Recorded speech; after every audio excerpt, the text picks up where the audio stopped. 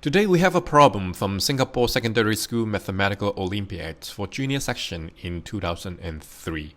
We're asked to find the difference between these two square roots. It took me a few times before I can get to the right answer.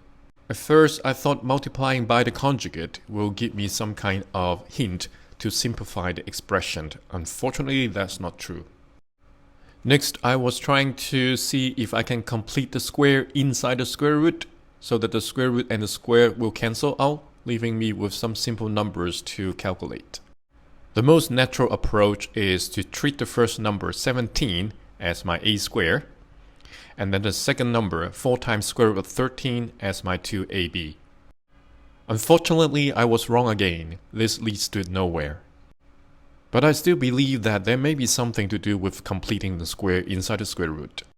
So this time I only focus on the middle term 2ab with the 4 times square root 13, so I rewrite it as 2 times 2 times square root 13, treating the 2 and the square root 13 as my ab. So on the left hand side a square I have 2 square, and on the right hand side I have b square, which is square root of 13 square. Doing some simple calculations, we can see that the inside of the square root is exactly 17 plus 4 times square root of 13. So the expression inside the square root indeed is a complete square.